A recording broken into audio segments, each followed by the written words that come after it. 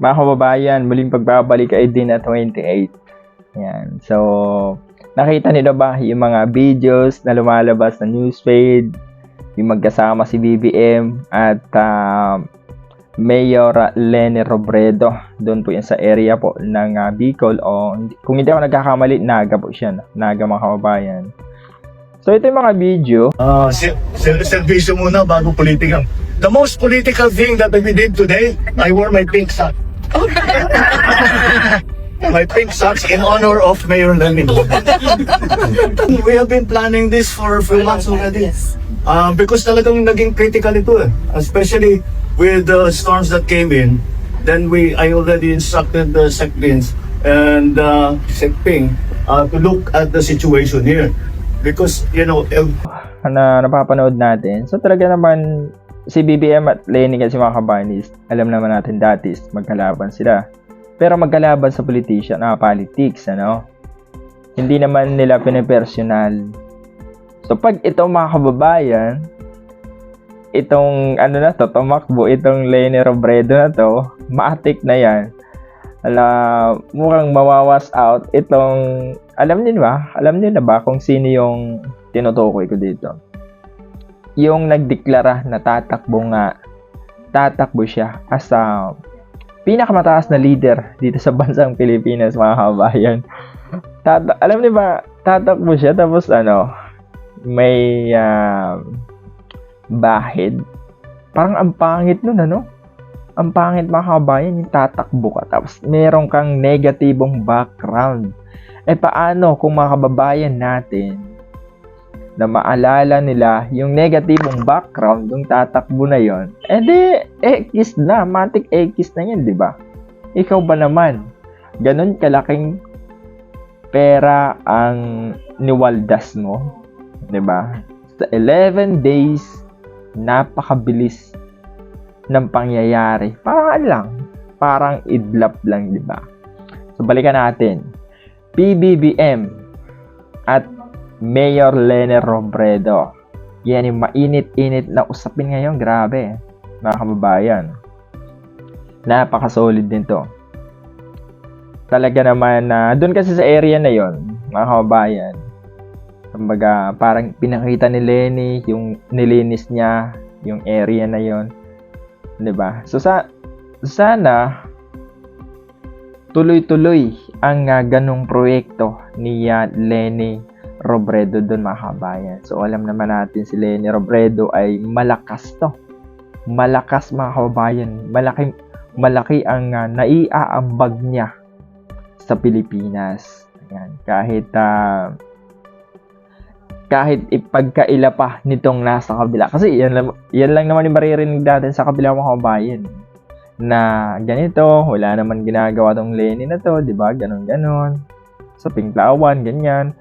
So sa tingin nyo, kung walang nagagawa, kung walang nagagawa, mga kababayan, o walang ginawa, di sana yung napakaraming Leni Robredo o yung mga Pinklawan, di sana umalis na, pumunta na sa ibang grupo, pero hindi iniwan, mga kababayan. Di ba? Bagkus, tuloy-tuloy ang suporta nila kay Leni Robredo. At alam niyo ba, yung mga ibang Pinklawan, suportado ang administrasyon. Kasi nakikita nila yung pamamalakad ng administrasyon is pantay-pantay, di ba? So yan yung hindi nakikita nitong nasa kabilang grupo, nasa kabilang kampo. Kasi ang gusto nila is ibaba si BBM, iangat yung sa kanila na alam niyo naman yung background yun sa kanila, di ba? Yan. Okay, mga kababayan, sa mga bagong pasok sa ating sa umabot dito sa vlog na to, maraming salamat po. Like and share and subscribe. I did na 28.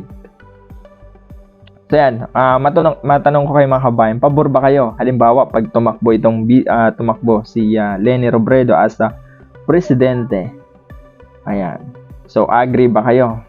O, paki-comment nga dito, mga kababayan, kung sino yung gusto nyo na tumakbo as a presidente this coming 2028. Paki-comment dito sa baba, mga kababayan. Ayan. So, balik tayo dun sa pagbabatikos nitong nasa kabilang grupo, mga kababayan. Yan ang paulit-ulit nilang sinasabi na walang ginagawa itong Pangulo. Kumbaga, puro corrupt daw ang ginagawa. Yan yung sa kanila. Yan yung sa mga taong negatibo mag-isip, mga kabayan. Yan yung sa mga taong hindi tumitingin sa mga nagagawa. Kumbaga, ayaw nila, mga kabayan. Ganun kasi pag ayaw mo sa tao, harapin mo, ganon-ganon. Kahit fake news, sige, pakalat, di ba? Pinapakalat nila para mapaniwala yung mga taong nasa ibang area na kumbaga medyo napapaniwala nila, mga kababayan. Pero hiling ko dun sa, kung may makapanood dito, mga kababayan, gamitin natin yung social media sa pagpakalat ng good news. Kumbaga, labanan natin tong fake news na ito, mga kababayan. Kasi, ang fake news, mga kababayan, hindi yan nakakatulong sa bansang Pilipinas. Kumbaga, lalo pa natin binababa ang bansang Pilipinas. Imbis na iangat natin, tulungan natin ang administrasyon, ang ginagawa nitong nasa kabila ay hinihila. Gaya ng sabi ko kanina, hinihila nila para iangat yung sa kanila. Yung hangarin nila, yung sariling gusto, sariling pakanan, di ba? Yun ang iniisip nito, mga kababayan. So, kita nyo, mga kababayan, yung sa West Philippine Sea, di ba? Itong mga nasa ibang grupo, gusto nila, ilabanan agad itong na to. Kumbaga, ang ginagawa kasi ng presidente is dinahandahan, kumbaga dinadaan sa usapin na mas magandang usapin. Hindi katulad ng mga ibang dyan na puro salita. So wala naman, di ba? Kailangan din mag-isip ng presidente, mga kabayan, dahil hindi biro ang hinaharap ng bansa natin ngayon, mga kabayan. Hindi biro kung paano ibinangon ni presidente ang bansang Pilipinas. Kung paano labanan itong nangyaring korupsyon.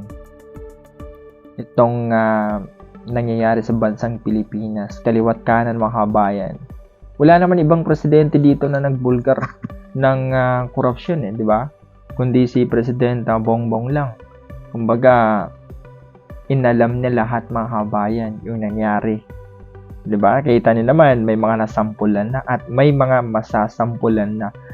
At dun sa mga yung sa mga nagpapakalat ng fake news, masyado po kayong mag-ingat dahil mahirap po na maging rehas o kumbaga himas bakal na lang kayo soon, 'di ba?